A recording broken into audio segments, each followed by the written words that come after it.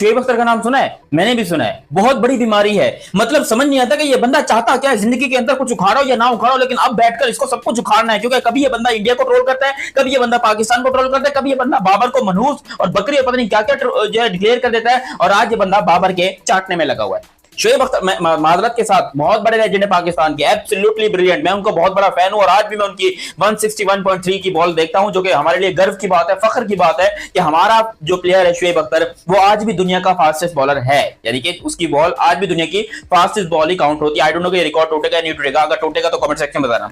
अब यहाँ पर शोएब अख्तर का कुछ स्टेटमेंट आ रहा है पाकिस्तान इंडिया के मैच को लेकर, और यहाँ पर बाबर आजम और रिजवान को लेकर, कि अगर इंडिया को हराना है तो बाबर को लाना पड़ेगा। समझ आए हो?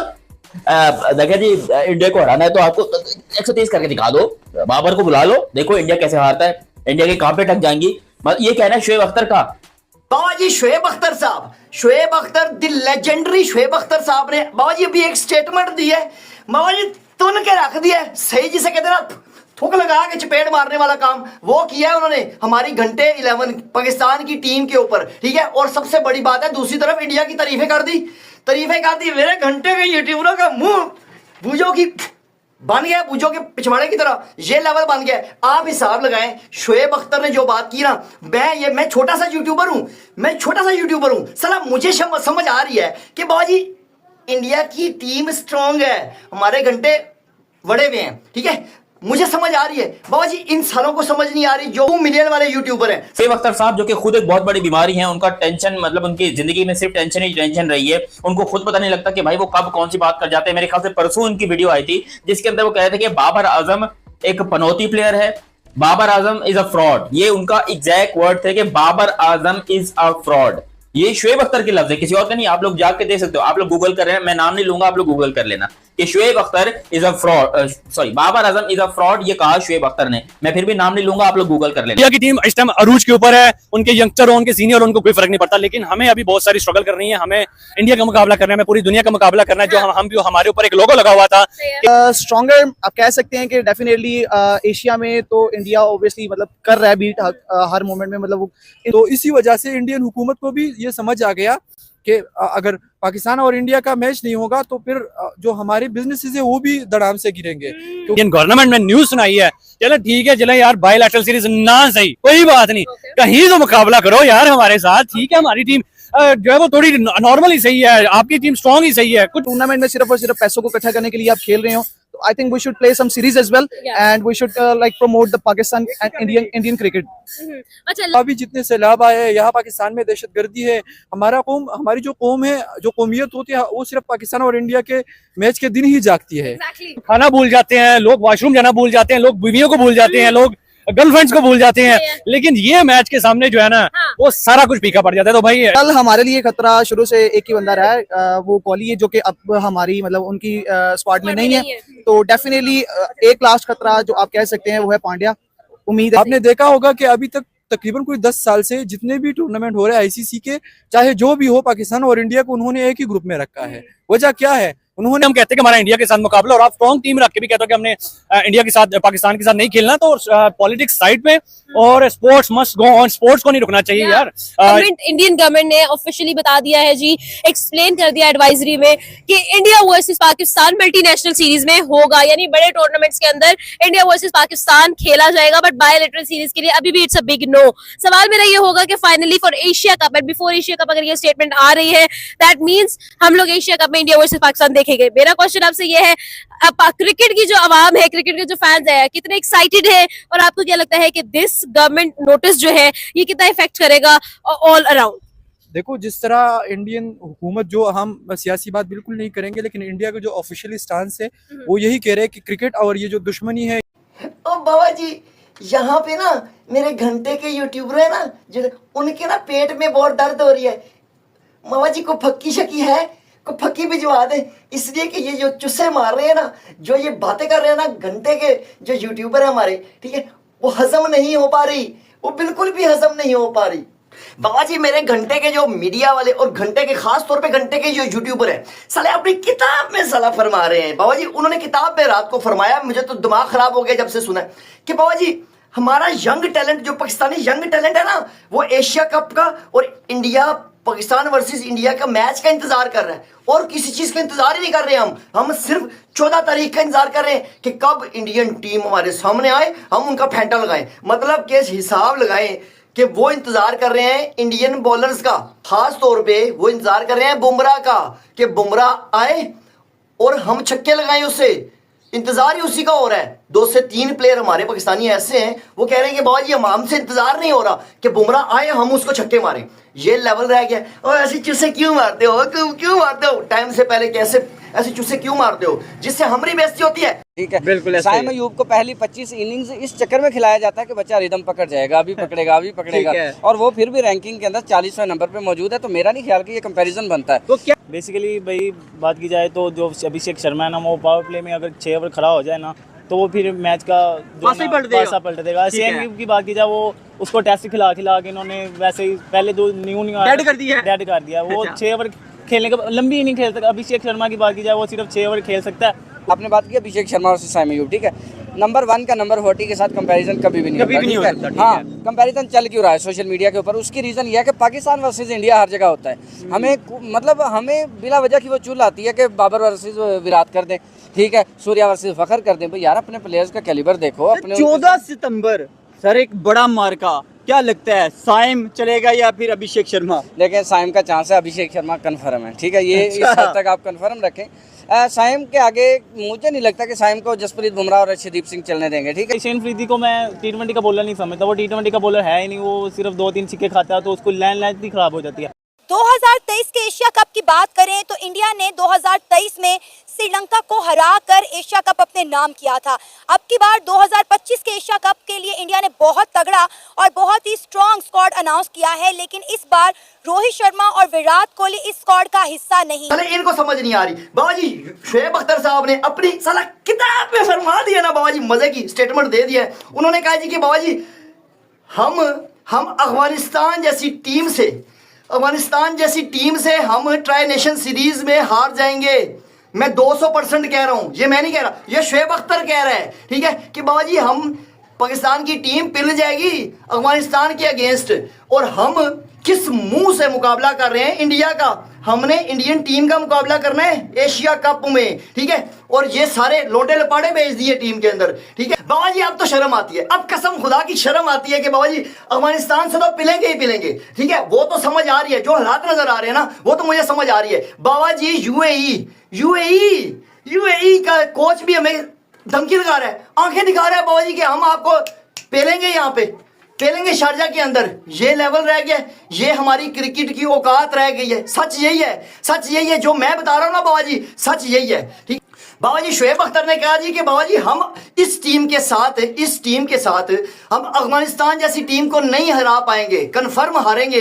तो बाबा जी आगे एशिया कप में हमारा क्या हाल होगा ये सोचना है, ये देखना है कि बाबा जी हमारा क्या हालत होगी। और दूसरे नंबर पे शोएब अख्तर ने कहा जी कि हमारा मैच है शारजा के अंदर, शारजा की टर्निंग विकेट होती है, टर्निंग विकेट, और अफगानिस्तान हमारी टीम को ना, हमारी लेजेंड टीम को ना बाबा जी 130 भी नहीं बनाने देगी, 130-40 से नीचे आउट कर लेगी। और बाबा जी शोएब अख्तर साहब आप क्या शुगर लगा रहे हैं, आप क्या चूसे मार रहे हैं? बाबा जी हमारा कप्तान हम सलमान अली आगा वो ना उसी लाइन पे चला हुआ है, रिजू डांसर की लाइन पे। रिजू डांसर भी वही बात करता था स्टेटमेंट मैच शुरू होने से पहले, और सलमान अली आगा भी वही चीज करेगा। वो भी जब कमेंटेटर मैच शुरू होने से शुरू करेगा ना, कितना स्कोर बनाएंगे? 120, 130, 135 is the good score, very good score, ऐसे करके ये भी स्टेटमेंट देगा। बाबा जी हमने अप्रोच ही 135 की रखी होती है ना, हम तो सोचते ही नहीं है। अगर फुदू से फुदू अफगानिस्तान की टीम फुदू से फुदू बॉलिंग करवा देना, ठीक है, फिर भी साला हमसे 140 नहीं बनना बाबा जी, क्षमता ही नहीं है हमारी टीम के अंदर, इतनी क्षमता ही नहीं है ना बाबा जी। इंडिया ने तो स्क्वाड का ऐलान जो किया ना, वो तो अलग लेवल का डरा रहे हैं, वो तो ठुकम ठुकाई लगनी है, ठीक है। आप हिसाब लगाएं साला, हम ये लेवल रह गया हमारी क्रिकेट का कि हम अफगानिस्तान और यूएई से डर रहे हैं, अफगानिस्तान की टीम और यूएई की टीम से हम डर रहे हैं कि बाबा जी इनका मुकाबला किस तरह करना है। और बाबा जी कमेटी बैठ गई है, मतलब कि इतनी तैयारी हो रही है कि हम यूएई से कैसे जीतेंगे। एशिया कप 2025 के शुरू होने में कुछ ही दिन बाकी रह गए हैं। लेकिन अगर हम T20 रैंकिंग की बात करें तो T20 वर्ल्ड पर हर जगह इंडिया का राज है, हर जगह इंडिया ही विराजमान है।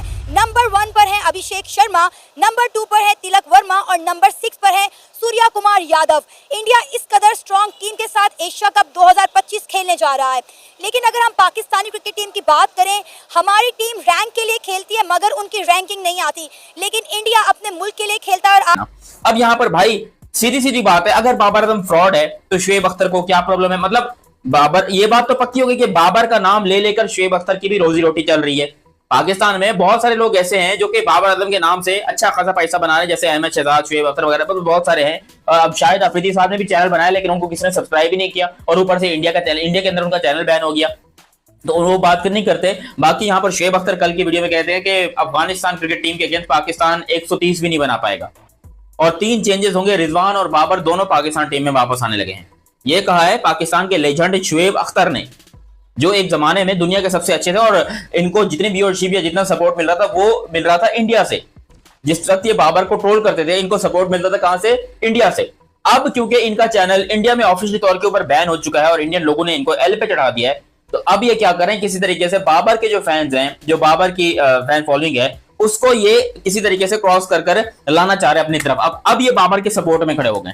शुएब अख्तर ने कहा है कि अगर एशिया कप जीतना है, अगर एशिया कप में अच्छा करना है और इंडिया को हराना, ये शुएब अख्तर ने कहा है, मैं नहीं कह रहा हूं, मैं अभी भी इंडिया कहता हूं। क्या कहता हूं? इंडिया, भारत, हिंदुस्तान, मैं ये कहता हूं। और इंडिया को हराना है तो देखिए जी, बाबर को लाना पड़ेगा, बाबर को लाना पड़ेगा। अगर आपने इंडिया को हराना है तो बाबर को लाना पड़ेगा। बाबर जब आएगा तो फिर जो है वो, यकीन करो, वो फिर कुलदीप यादव की बॉल को कट मार के जो है वो थर्ड मैन की तरफ चौके पे मारेगा, और उसके बाद जो है वो फिर जसप्रीत बुमराह को फ्लिक करके जो है वो छक्का मार देगा, और फिर वो जो है वो रिटायरमेंट ले कपिल देव को बुलाएगा और उससे बॉलिंग करवा के उसको भी छक्का। शुएब अख्तर भाई हाथ जुड़े हैं, आपको मैं एक सेंसिबल और खूबसूरत इंसान समझता हूँ। आपसे ये देखो, आपको क्या जरूरत है? आप मुझे एक बात बताओ, आपके पास पैसा है ना, आपको ये 2-2 टके की हरकत करने की क्या जरूरत है? कि भाई आप अच्छे इंसान हो, मैं जानता हूं दिल से, ये मसला सारा रोटी दा है, लेकिन फिर भी बाबर को सपोर्ट करोगे तुसी, आप बाबर को सपोर्ट करेंगे। यार मैं बाबर को सपोर्ट करूं, मेरा समझता है, मैं गरीब आदमी हूं, मैं गरीब हूं, मेरे पास कुछ नहीं है खाने को, लेकिन मैं बाबर को सपोर्ट करूं तो समझ में, अबे मैं नहीं कर रहा हूं, जो रियलिटी है वो मैं दुनिया को बता रहा हूं कि बाबर कल भी घंटा था, बाबर आज भी घंटा है, और बाबर आगे भी घंटा रहेगा।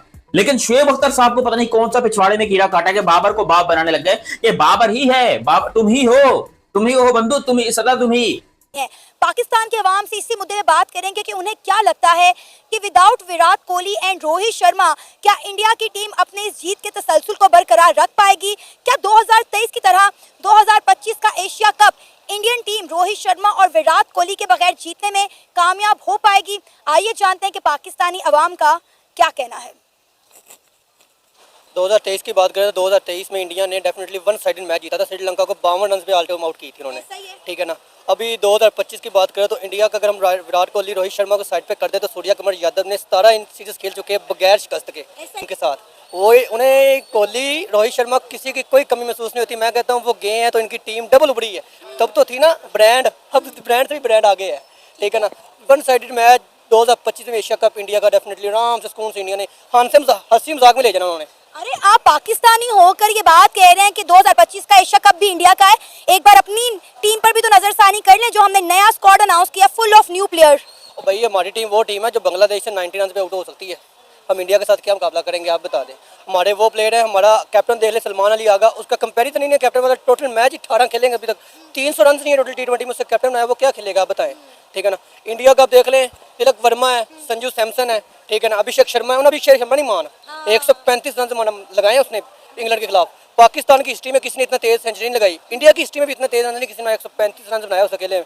वो तो ऐसी टीम है इंडिया की, वो 250 अकेले सुकून से T20 में चेज भी कर सकते हैं, 250 टारगेट भी दे सकते हैं। उनके लिए पाकिस्तान का कोई मुकाबला नहीं है। पाकिस्तान बच्चे हैं छोटे छोटे सारे, आपको पता ही है, वो एक फखर जमान पे उम्मीदें हैं सारी पाकिस्तान की कायम है। फखर जमान खेला, शाहीन शाह अफरीदी से भी उम्मीदें वाबस्ता है। शाहीन शाह अफरीदी भी पहले 2 ओवर का बॉलर है, बाकी नहीं लॉन्ग टर्म वाला बॉलर नहीं है। आप देख लें 2 ओवर करेगा, उस पर आवाम देखेगी बाद में, वो भी रन लगाता है 2 ओवर में। अगर वो 5 रन देता है ना, अगले 2 ओवर में 40 रन दिखा जाता है वो हर बंदे को। वो बुमरे जैसा नहीं है, वो सिराज जैसा नहीं है, ठीक है ना, वो हार्दिक पांड्या जैसा नहीं है, उनका बन के दिखाए। वो मोहम्मद सिराज ने 2023 में अकेले ने 6 विकेट ली थी श्रीलंका के खिलाफ, वो बन के दिखाए। ऐसे नहीं होता कि आप खाने को रन खाने, अगर 4 ओवर में 60 रन गा लेते हैं, बनाने को आए तो आप 60 पे ऑल टीम आउट हो जाती है, ऐसा नहीं होता। टीम वो जैसे ना 17 इनिंग्स उसने बगैर रोहित बगैर कोहली के कैप्टन है वो सूर्या कुमार, बगैर हारे 17 इनिंग्स जीतना कोई छोटी बात नहीं है, ठीक है ना, वो भी इंग्लैंड न्यूजीलैंड इस टीम के साथ। अरे खाते क्या है इंडियन प्लेयर्स, मुझे तो ये समझ नहीं आती। आप देखें, हम बात करें तो इंडिया की जो टीम है वो आईसीसी के उनके रैंक्स चेक आप कर लें। आप देखें नंबर 1 रैंकिंग पे कौन है, अभिषेक शर्मा। नंबर 2 पे कौन है, तिलक वर्मा। नंबर 6 पे कौन है, सूर्या कुमार यादव। मतलब आप ये चेक करें कि उनके प्लेयर अपने मुल्क के लिए खेलते हैं और आईसीसी के रैंक्स उनके आप चेक करें, और हमारे प्लेयर्स रैंक के लिए खेलते हैं फिर भी हमारी रैंकिंग नहीं आती। कल आईसीसी ने T20 वनडे टेस्ट और टोटल ओवरऑल रैंकिंग भेजी है। हमारी टेस्ट वनडे T20 और टोटली कोई बंदा नहीं, इस पर बाबर के अलावा वनडे में वो भी तीसरे नंबर पर है। और इंडिया का आप देख ले, हर रैंकिंग में हर प्लेयर 3-4 प्लेयर ऐड है। T20 में उनके 4 प्लेयर हैं, वनडे में उनके 4 प्लेयर है, टेस्ट में उनके 4 प्लेयर है, हर टीम में 4 प्लेयर है। भाई उनकी बेंच स्ट्रेंथ ही बहुत ज्यादा है। उनका एक प्लेयर आउट हो जाए तो लाइन नहीं लगती है। उनका एक प्लेयर अगर आउट हो जाए तो दूसरा उसको ऐसा रिप्लेस करता है कि मैच जो है जीतने के करीब ले जाता है। और हमने देखा है विराट कोहली को, हमने देखा है बुमराह को, वो ऐसे फंसे हुए मैच को जितवा कर ले जाते हैं जैसे शेर के मुंह से खुराक। बिल्कुल ऐसे ही है। आपके सामने अभी वो इंग्लैंड से मैच जीते हैं, वो हार गए थे। उनके मुकाबले में ये है कि 2-2 सीरीज से बराबर होगी, लेकिन उन्होंने सीरीज जीती है, बराबर नहीं की। 301 पे इंग्लैंड के 3 आउट थे, 362 का टारगेट था, उन्होंने 50 रन पे उनकी ऑल टीम आउट कर दी इंग्लैंड की, जो क्रिकेट का बाप है, जो ये रूट जैसे विकेट पर खेल रहे थे, लेकिन उन्हें मैच उनके मुंह से निकाला है। 2024 में पाकिस्तान को देख ले, 120 रन का टारगेट दिया था, हम पाकिस्तान ने 50 पे 1 आउट था, तो अगले 50 पे हाँ वो बुमराह ने ऑल टीम आउट कर दी थी। तो आप अगर कंपैरिजन कर ले, आपने वो क्या खाते क्या हैं, वो खाते कुछ भी नहीं है। उनके रीजन पीछे ये है कि उनके सीनियर पीछे जूनियर का सपोर्ट करते हैं। आप देख लें, इंडिया डेढ़ बात बेसिकली ये कर रही है कि मोस्ट डेंजरस प्लेयर कौन है। अपने दिन में अगर खड़ा हो जाए तो भाई तबाही कौन सा प्लेयर फेरता है, मोस्ट स्ट्रॉन्ग प्लेयर कौन सा है, और इंपैक्ट की बात करें तो कौन सा प्लेयर ज़्यादा इंपैक्ट डालने वाला। पाकिस्तान पब्लिक हमारे साथ मौजूद है, उनसे पूछेंगे और साथ ये भी पूछेंगे कि आगे एशिया कप 2025 जो चल रहा है इसमें आके सूर्या तबाही फेरेगा और फ़खर जमान तबाही फेरेगा, या 14 सितंबर को फ़खर इंडिया को दोएगा, या सूर्य कुमार यादव पाकिस्तानी बॉलर्स को दोएगा। तमाम क्वेश्चन होंगे आज की इस वीडियो में। सर क्या कहते हैं, सूर्या वर्सेस फ़खर बेस्ट हो? आपको क्या लग रहा है T20 फॉर्मेट में स्पेशली कौन बेस्ट है? इम्पैक्ट डाल में आए तो पाकिस्तान की तरफ से फ़खर जमान बहुत इंपॉर्टेंट पर्सन है, क्योंकि ऊपर से आता है, ऊपर से रन करता है, और इंडिया की तरफ से और भी प्लेयर हैं, लेकिन सूर्या कुमार भी अपना बहुत ज़्यादा अच्छा इम्पैक्ट डालता है। अगर हम इसका एक फॉर्मेट के अंदर बात करें तो फिर हम कहेंगे कि सूर्या कुमार यादव का ज़्यादा T20 में सूर्या ऊपर है, T20 में ज़्यादा ऊपर है, क्योंकि फ़खर का असल ओरिजिनल जो है ना अपना प्लेटफॉर्म फॉर्मेट वो है ODI उसी के अंदर उसकी ज़्यादा परफॉर्मेंसेज हैं, ना कि उसकी T20 के अंदर। T20 के उसके अंदर परफॉर्मेंसेज हैं, लेकिन जितनी उसकी वनडे के अंदर उतनी नहीं है। अगर हम उसका कंपैरिजन करते हैं सूर्या कुमार यादव के साथ, तो हम कहेंगे कि ये थोड़ी सी नाइंसाफ़ी है सूर्या कुमार यादव के लिए, क्योंकि सूर्या कुमार यादव के बहुत ज़्यादा रिकॉर्ड्स हैं। वो T20 रैंकिंग में भी नंबर 1 रहा, अभी भी नंबर 5 पे है। अभी भी मुझे कह सकते हैं नंबर 1 पे है, ये नहीं रैंकिंग को मैं नहीं मानता, लेकिन जो प्लेयर मैच टीम जितवाता हो, जिसकी जब वो टीम पे मैच पे आए, बैटिंग पे आए, तो उसका पता हो कि ये बंदा मैच ले जा सकता है, फ़खर भी ले जा सकता है। लेकिन स्टैट्स की तरफ अगर हम जाएं, मैच विनिंग परफॉर्मेंसेस की तरफ आएं, वो कंपैरेटिवली फ़खर जमान से सूर्या कुमार यादव भी ज़्यादा है। सर अगर सूर्या की बात करें 38 का एवरेज है, और अगर हम बात करें यहाँ पे फ़खर जमान की तो सिर्फ 22 का एवरेज है, एवरेज में भी 16 का डिफरेंस। हाँ जी, और रन का भी फ़र्क है। फ़खर जमान के में भी 1800 समथिंग है, और सूर्या कुमार यादव के में भी 2500 से प्लस ज़्यादा है, इससे ज़्यादा है। और स्ट्राइक रेट का भी फ़र्क है। फ़खर जमान का 132 समथिंग है, 35 समथिंग है, और सूर्या कुमार यादव का 140 के ऊपर है, लाइन उस लाइन में अच्छा खासा डिफरेंस है। और उसके बाद सूर्या कुमार यादव की मेन बात है वो T20 इनिंग चलता है तो फिर लंबा भी ले जाता है। उसने 4 सेंचुरी लगाई है, वो भी सारी डोमिनेट करके। बिल्कुल, इंग्लैंड के अंदर भी उसका 100 है, न्यूजीलैंड के खिलाफ, इंग्लैंड के खिलाफ, ऑस्ट्रेलिया के आई थिंक खिलाफ भी लगाई है। उसकी तीनों बड़ी टीम्स के खिलाफ सेंचुरी, आई थिंक एक श्रीलंका के खिलाफ है, 2 न्यूजीलैंड के खिलाफ है, उसके सारी बड़ी हैं। और फ़खर जमान के हाईएस्ट 91 है। बाबा जी ये साले अपने किताब में फरमा रहे हैं बाबा जी बैठ के कि बाबा जी कम से कम बुमराह को ना कम से कम 50 रन 4 ओवरों में 50 रन तो होने ही चाहिए। ये शुगर चल रहा है, ये फिल्म चल रही है बॉलीवुड की, क्या चल रहा है बाबा जी? क्रिकेट है, वो बुमराह है बाबा जी। कोई जहन में सोच के रखो कि वो बुमराह है, ठीक है? उस बंदे को चौका मारने के लिए ना 10 बार बंदा सोचता है। कोई भी लेजेंड प्लेयर, ये तो बच्चे हैं ना उसके सामने, मैं कहता हूं कोई लेजेंड प्लेयर है ना, लेजेंड प्लेयर, वो इस बंदे को चौका मारने के लिए भी 10 बार सोचता है कि बाबा जी इसको चौका मारना कैसे है। मतलब इस लेवल का बॉलर है। और दूसरी बात है, हमारे घंटे के मीडिया वाले, घंटे के यूट्यूबर साले फरमा रहे ओ बाबा जी छक्के मेरे ये मारेंगे। मैं आपको सीधी सी बात बता रहा हूं, आप हिसाब लगाएं कि उसको एक चौका पड़ता है ना बुमराह को, ठीक है, तो वो पैरों के अंदर ऐसे बाल मारता है, आपको समझ नहीं आती। ये मैं बात नहीं कह रहा हूं बाबा जी, ये दुनिया के लेजेंड जो है ना, लेजेंड AB डिविलियर जैसा बंदा, वो बात करता है कि बाबा जी टॉप क्लास का बॉलर है बुमराह, इस टाइम दुनिया का टॉप क्लास का बॉलर है, ठीक है? ये मार देंगे, छक्के मारेंगे, हम छक्के मारेंगे। वो तो बाबा जी हलवा लेके बैठा हुआ है ना आगे, और बुमराह इस लेवल का बॉलर है ना, इस लेवल का, मैं सच बता रहा हूं कसम से, बस बुमराह इस लेवल का बॉलर है कि बाबा जी उससे ना आखिरी ओवर में आप 4 रन भी डिफेंड करने के लिए दे दो ना, डिफेंड करने के लिए 4 रन नहीं बनाने देने अगली टीम को, तो बाबा जी वो आपको बोल के डिफेंड करके दिखाएगा। हमारे घंटों को, हमारे शहीने को तो बाबा जी आखिरी ओवर मिल जाए 15-20 रन भी, तब भी वो खा जाएगा। हारिस रऊफ को 15-20 रन दे दो, वो फिर भी खा जाएगा।